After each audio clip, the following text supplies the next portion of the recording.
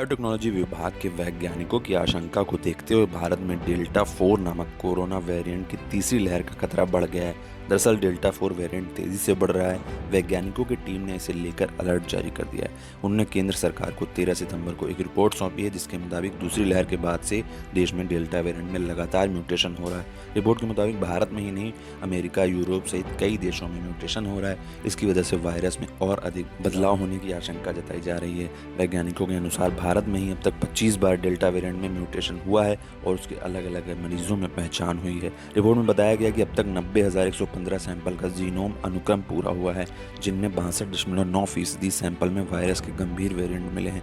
इनमें delta, alpha, gamma, beta, kappa इत्यादि variant हैं, जो न सिर्फ दोबारा संक्रमण होने की आशंका को बढ़ा देते हैं, बल्कि वैक्सीन लेने के बाद भी संक्रमित कर सकते हैं। रिपोर्ट में साफ कहा गया कि भारत में म्यू या फिर C.1.2 नामक वेरिएंट का कोई मामला अब तक नहीं मिला है, लेकिन डेल्टा और डेल्टा से जुड़े हुए अन्य म्यूटेशन लगातार हो रहे हैं। इस कारण देश में महामारी की नई चिंताजनक स्थिति सामने आ सकती है।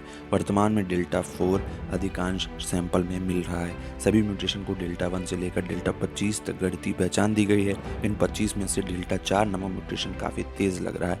महाराष्ट्र और केरल में अभी यह म्यूटेशन फैल रहा है।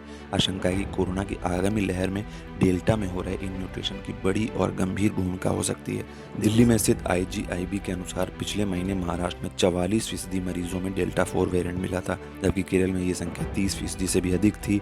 वर्तमान में डेल्टा 4 वेरिएंट को विश्व स्वास्थ्य संगठन यानी WHO ने चिंताजनक श्रेणी में रखा हुआ है। लेकिन विशेषज्ञों का कहना है कि वायरस के नए म्यूटेशन की वजह से महामारी की नई लहर में स्थिति कुछ भी पैदा हो सकती है। वहीं देश भर में कोरोना को काबू में करने के जारी टीकाकरण अभियान के बीच केंद्रीय स्वास्थ्य मंत्रालय ने रविवार को कहा कि राज्यों और केंद्र शासित प्रदेशों को कोविड-19 रोधी टीकों की अब तक 78.58 करोड़ से अधिक खुराक उपलब्ध कराई गई हैं। इसके अलावा 1.16 करोड़ से अधिक खुराक जल्द भेजने की तैयारी है।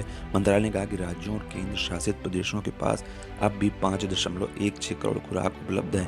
इसके साथ ही टीका आपूर्ति श्रृंखला को सुव्यवस्थित करने के लिए राज्यों तथा केंद्र शासित प्रदेशों को ज़्यादा टीके उपलब्ध कराकर तथा बेहतर योजना बनाकर टीकाकरण अभियान को मजबूत किया गया है।